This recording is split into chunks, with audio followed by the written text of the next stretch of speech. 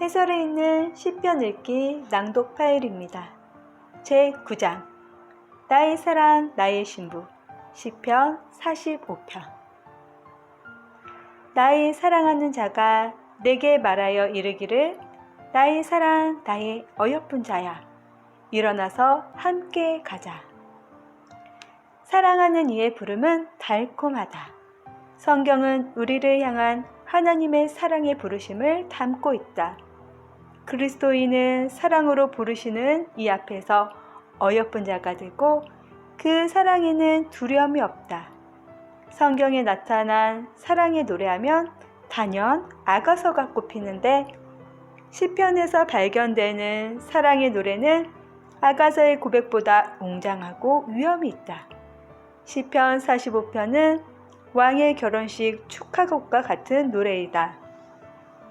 기쁨과 영광이 충만하고 아름다운 신랑과 신부를 위한 예찬이 울려 퍼지는 이 노래는 예수 그리스도와 그의 신부를 위해 바쳐진 것으로 수용될 수 있다. 내용으로 볼 때 크게 신랑 예찬과 신부 예찬으로 구분할 수 있다. 그리스도인의 신랑 되시는 예수님과 그의 신부된 우리 자신을 생각하면서 읽어보자. 1에서 2절 말씀. 내 마음이 좋은 말로 왕을 위하여 지은 것을 말하리니 내 혀는 글솜씨가 뛰어난 서기관의 붓끝과 같도다. 왕은 사람들보다 아름다워 은혜를 입술에 머금으니 그러므로 하나님이 왕에게 영원히 복을 주시도다. 사람은 무언가 마음속에서 일렁이는 말이 있을 때 그것을 꺼내어 표현하고 싶어 한다. 시편 45편은 성경 전체에서 이곳에서만 한 번 사용된 단어인 라하시로 시작한다. 이 단어의 마음의 일렁임, 움직임, 용서듬치는 그 무엇을 말하려고 사용되었다. 시인은 지금 그의 마음속에서 계속되는 움직임을 느끼고 있으며 깊은 곳에서부터 우러나오는 좋은 말을 하려고 입을 열었다. 그가 말로 표현하면서 높이고 싶은 분은 왕으로 지칭되고 있다. 왕을 위해 지은 노래를 바라는 시인의 혀가 글솜씨 좋은 필자의 붓끝으로 비유되고 있다. 왕은 다른 모든 인생보다 아름다우십니다. 성경의 표현에 의하면 역대 이스라엘의 왕들은 키가 크거나 눈이 빼어나게 아름다웠고 붉은빛 피부를 가져서 나름대로 그 준수함과 아름다움을 자랑했었다. 그래서인지 왕의 아들 중에는 발바닥부터 정수리까지 흠이 없는 자도 있었다. 그런데 지금 시인이 바라보고 있는 왕의 아름다움은 다른 곳이 아닌 입술에 있다.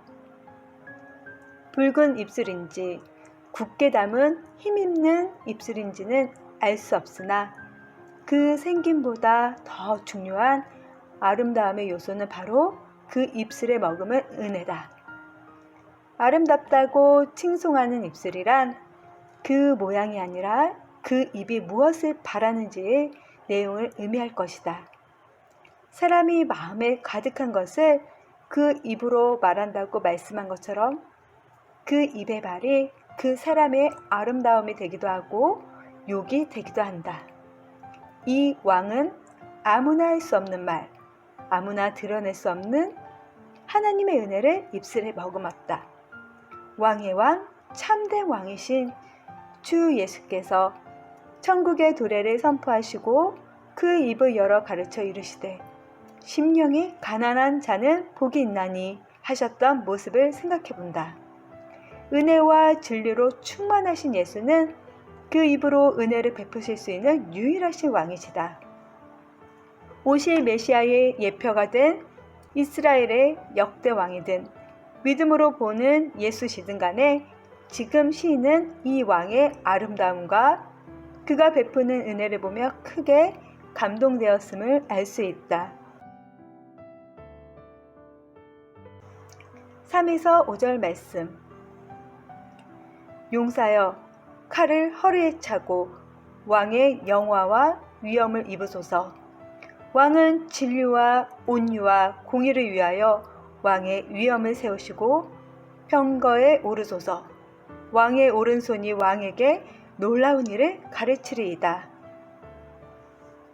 왕의 화살은 날카로워 왕의 원수의 염통을 뚫으니 만민이 왕의 앞에 엎드러지는도다. 다음으로 왕의 용맹함과 강건함을 높이는 노래가 이어진다. 오 용사여 하고 왕을 부르면서 허리에 칼을 차고 영화와 위엄으로 옷을 입고 전장으로 나가기를 권유한다. 여기서 왕의 진격은 더 큰 부귀와 권력을 소유하기 위한 전쟁을 목적으로 한 것이 아니다. 진리, 온유, 그리고 공의를 위한 심판의 진격이다. 지금 왕은 거짓과 불의로 도전하는 원수를 진멸하기 위해 칼을 차고 나서시는 것이다. 시인은 정의를 위해 위엄 있게 병거를 타고 나와 승전하기를 왕께 구하고 있다. 전쟁의 결과는 명백하다. 불의를 향해 겨누는 칼을 잡은 왕의 오른손은 날카롭다. 놀라운 일로 번역된 야레는 무서운, 두려운, 끔찍한, 가혹한, 경외스러운 것을 의미한다. 하나님의 임재는 그를 경외하는 자에게는 놀라운 능력이 되지만 그의 원수에게는 피할 수 없는 두려움이 된다. 원수는 결국 왕이 쏜 화살에 맞아 그 심장이 뚫어지고 멸망하게 된다. 그리고 만민이 승리의 왕 앞에 엎드려 경배한다. 마치 한편의 장엄한 승전가를 듣는 듯하다. 그리스도인의 왕이신 주님 역시 은혜로우실 뿐 아니라 심판하는 권세를 가진 이시다. 정의의 용사처럼 불의를 진멸하시는 왕이시다. 다만 우리는 그의 진노의 대상이 아니라 그가 은혜를 베푸시는 대상이기에 그의 위엄과 승리가 곧 우리의 기쁨과 담대함이 될 수 있다. 주 예수는 그에게 속한 자들에게 너희가 환난을 당하나 담대하라. 내가 세상을 이겼노라 하셨다. 6에서 8절 말씀. 하나님이여 주의 보좌는 영원하며 주의 나라의 규는 공평한 규이니이다. 왕은 정의를 사랑하고 악을 미워하시니 그러므로 하나님 곧 왕의 하나님이 즐거움의 기름을 왕에게 부어 왕의 동료보다 뛰어나게 하셨나이다. 왕의 모든 옷은 모략과 침향과 육개의 향기가 있으며 상하궁에서 나오는 현악은 왕을 즐겁게 하도다. 이어지는 노래는 왕이 이룬 승리가 의의 승리라는 점을 말해준다. 6절은 두 가지로 의미를 담고 있다. 먼저 영원한 심판과 영원한 승리로 인해서 왕의 보좌가 영원하고 그 다스리시는 권세가 의로워서 왕의 손에는 공평한 홀이 들려있다. 한마디로 말해서 그의 나라는 영원한 의의 나라다. 왕이 정의를 사랑하고 악을 미워하기 때문에 하나님께서는 즐거움의 기름을 부으신다. 여기서 기름은 영광과 기쁨이 함께 충족되는 순간을 잘 표현해주고 있다. 하나님께서 친히 즐거움의 기름을 부어주심으로 분위기는 잔치집이 되었다. 기름 부음을 받아 승격되고 기쁨을 누리는 왕은 모략과 침향과 육개의 향기가 나는 옷으로 단장한다. 감람나무, 인도의 향나무, 침향에서 추출해낸 온갖 아름다운 향기를 입은 왕에게 가까이 다가설수록 그윽한 향을 느끼게 된다. 그때 상아로 장식한 궁전에서 현악기의 연주소리가 나와서 왕을 즐겁게 한다. 각종 향기와 아름다운 선율로 절정에 달한 축제의 현장이 묘사되고 있다. 왕에게 기름을 붓는 것은 대관식 때와 결혼식 때 이루어진다. 이어지는 9절부터 왕의 신부가 등장하는 것을 보면 우리는 이 노래의 현장이 왕의 결혼식임을 알게 된다. 1에서 8절은 왕을 위해 베푼 좋은 말, 곧 잔치 현장에서 승전한 용사인 왕에게 바치는 일종의 신랑 예찬이라고 볼 수 있다. 그는 은혜로운 왕, 용맹하고 정의로운 왕이시다. 영원한 통치자요, 하나님이 부으신 즐거움의 기름과 아름다움을 두른 분이다. 이 땅 어느 곳에서도 찾을 수 없는 이 신랑 예찬을 신랑 대신 예수 그리스도를 향한 노래로 들을 수 있는 이유가 충분하다. 예수 그리스도는 그의 보혈로 한 사람 한 사람을 사셨다. 이제는 신부를 데려가시기 위해 처소를 예비하는 중에 계시며 곧 다시 오실 것이다. 바로 그날에 이 시편의 노래처럼 요한계시록의 예언처럼 맞이하게 될 혼인잔치는 그리스도인의 소망이다.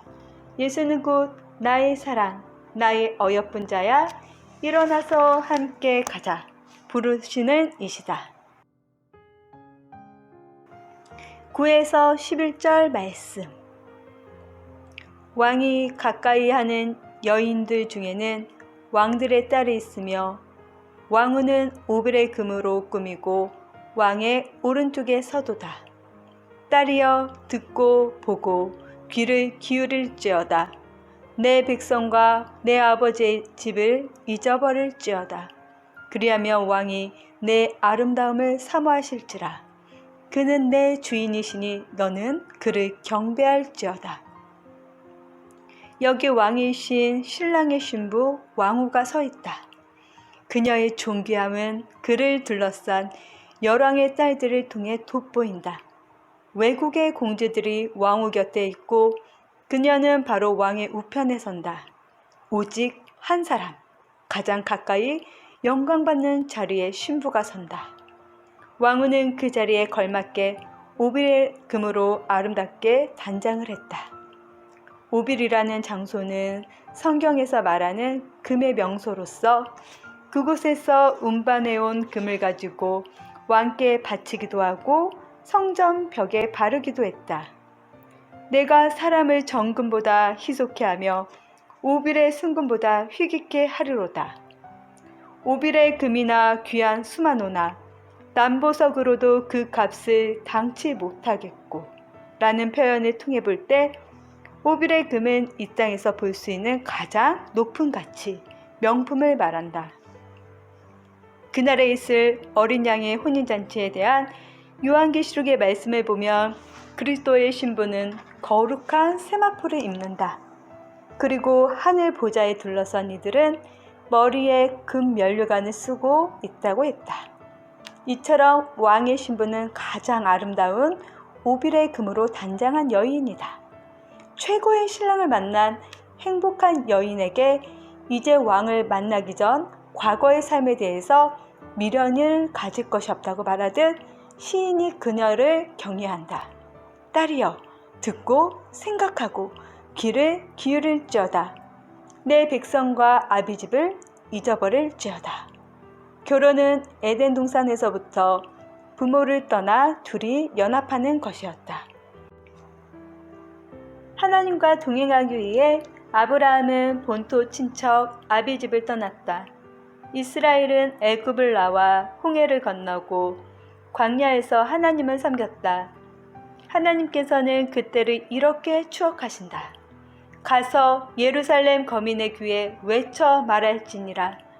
여호와께서 이같이 말씀하시기를 내 소년 때의 우위와 내 결혼 때의 사랑 곧 씨 뿌리지 못하는 땅 광야에서 어떻게 나를 쫓았음을 내가 너를 위하여 기억하노라. 삶의 터전과 문화를 등지고 나와 물이 없고 식물이 없는 광야에서 방랑할 때를 하나님은 이렇게 보셨다. 그들의 육신은 공고했을지라도 그들의 영혼은 오직 하나님을 주로 따르고 쫓았다. 그것이 마치 결혼한 신혼의 사랑과 같았다. 아브라함과 그 자손 이스라엘이 우상을 숭배하던 과거의 삶, 곧 아비집을 떠나듯 이제 왕의 신부가 된 여인도 아비집을 잊어야 한다. 잊어버리다 라는 뜻의 단어 샤카흐의 어근은 무엇을 있던 자리에 두지 않고 다른 곳에 두고 잊어버리는 것, 그래서 다시 찾지 못하는 것을 의미한다. 이것이 기억과 집중하는 것을 다른 데 둠으로써 잊어버리는 것을 의미하고 있다. 우리는 첫사람 아담에게서 끊어져 나와서 마지막 아담이신 예수 안에서 사는 거듭난 자로서 그의 신부가 되지 않았던가. 떠나온 과거와 아비집을 잊어버리고 온전히 신랑을 따르지 않는 신부는 합당하지 않다. 시인은 이제 왕후가 된 그녀가 왕의 신부로서 그와 하나가 되어 그를 따를 때 왕이 신부의 아름다움을 사모하실 것이라고 말한다. 이것은 시인이 살던 시대의 결혼 예식을 비유로 해서 신앙의 원리를 말하고 있다고 볼 수 있다. 하나님은 신랑이 신부를 기뻐함 같이 우리를 기뻐하는 이시며 우리는 그만을 사모하는 그의 신부이다. 12에서 15절 말씀. 두로의 딸은 예물을 드리고 백성 중 부한 자도 내 얼굴 보기를 원하리로다. 왕의 딸은 궁중에서 모든 영화를 누리니 그의 옷은 금으로 수놓았도다. 수놓은 옷을 입은 그는 왕께로 인도함을 받으며 시종하는 친구 처녀들도 왕께로 이끌려 갈 것이라. 그들은 기쁨과 즐거움으로 인도함을 받고 왕궁에 들어가리로다. 왕의 자녀이면 그의 소유를 물려받을 후사가 되듯이 왕의 신부는 그와 함께 모든 영화를 누리게 된다. 두로의 딸이 와서 그녀에게 예물을 드린다. 두로는 지중해 연안의 항구 도시로서 난공불락의 요새 성읍이요 무역이 풍성하여 부유하고 존귀하게 여김을 받던 나라이다. 역사적으로도 두로왕 히람은 다윗이 궁전을 건축할 때 값진 백항목과 석수와 목수를 선물로 보내주었다. 그것은 다윗의 아들 솔로몬이 왕이 되었을 때도 마찬가지였다. 에스겔 선지자가 예언한 대로 해상무역을 통해 부와 명예를 거머쥐고 교만하여져서 심판을 받기 전 두로는 존귀한 자에게 선물을 보낼 줄 알고 누릴 줄 아는 지혜롭고 아름다운 곳이었다. 지금 왕후가 된 신부도 두로의 딸로부터 예물을 받게 된다. 또한 백성 중 부한 자들도 그녀의 은혜를 구하기 위해 그 얼굴을 보기 원한다. 그녀의 딸도 궁중에서 영화를 누리고 금으로 수놓은 옷을 입고 왕께 인도함 받아 나간다. 또한 시종하는 동무처녀들, 그 들러리들도 왕께로 인도함 받아 나간다. 이들 모두를 인도하여 드리는 것은 왕이시다. 그 인도함은 기쁨과 즐거움을 선사한다. 여기서 야발이라는 단어는 데려가다, 이끌다, 지도하다를 의미한다. 바로 주 예수께서는 우리에게 오셔서 이끌어 데려가신다. 그의 영광을 보여주시고 알게 하셔서 지도해가며 인도하신다. 한마디로 말해서 견인하신다. 그가 이끌어 들이시는 곳은 그의 왕궁이요 곧 주의 성전이다. 궁전과 성전을 가리키는 히브리어 단어는 헤칼 하나이다. 그러므로 헤칼은 왕의 궁도 되고 하나님의 집인 성전도 된다. 그리스도의 신부로서 우리가 들어갈 곳은 왕이신 주의 궁전이요 하나님의 집인 성전으로서 새 예루살렘이다. 또 내가 봄에 거룩한 성 새 예루살렘이 하나님께로부터 하늘에서 내려오니 그 예비한 것이 신부가 남편을 위하여 단장한 것 같더라 말씀했다. 16에서 17절 말씀. 왕의 아들들은 왕의 조상들을 계승할 것이라. 왕이 그들로 온 세계의 군왕을 삼으리로다. 내가 왕의 이름을 만세에 기억하게 하리니 그러므로 만인이 왕을 영원히 찬송하리로다. 이 영광스러운 노래의 마지막 찬양은 왕과 왕의 자손인 그 아들들에게 주어진다. 왕은 그의 아들들에게 왕권을 계승하여 온 세계의 군왕을 삼으실 것이다. 하나님께서는 이미 그리스도로 말미암은 자들이 받을 왕권을 약속하셨다. 이 첫째 부활에 참여하는 자들은 복이 있고 거룩하도다. 둘째 사망이 그들을 다스리는 권세가 없고 도리어 그들이 하나님과 그리스도의 제사장이 되어 천년 동안 그리스도로 더불어 왕노릇하리라. 다시 밤이 없겠고 등불과 햇빛이 쓸데없으니 이는 주 하나님이 저희에게 빛이심이라. 저희가 세세토록 왕노릇하리로다. 우리 신약교회 성도들은 그리스도의 신부이자 그로 말미암은 하나님의 자녀요 후사인 왕으로서 하늘 영광에 들어가는 것이다. 이 영원한 왕권에 대한 높임은 곧 왕을 향한 것이다. 그리스도는 영원한 왕이시다. 그러므로 마지막 시인의 고백은 왕의 이름을 만세에 기억해 하겠다는 것이다. 그리고 만민이 왕을 영원히 찬송할 것이라는 확신이다. 우리 왕, 우리 구주, 우리 신랑 예수는 우리를 위해 처소를 예비하고 계신다. 그리고 다시 와서 우리를 그에게로 영접하여 그가 계신 곳에 우리도 함께 있게 하겠다고 약속하셨다. 오늘도 주 예수로 거듭나는 영혼들을 위해 처소를 예비하고 계시는 주님은 그의 신부로 단장하고 주를 사모하여 신앙의 정절을 지켜가는 이들을 견인하고 계시다. 우리가 애창하는 찬송가 예수 나를 오라네의 가사처럼 많은 영광을 보여주면서 나와 함께 하시고 오라고 부르신다. 나의 사랑하는 자가 내게 말하여 이르기를 나의 사랑, 나의 어여쁜 자야. 일어나서 함께 가자.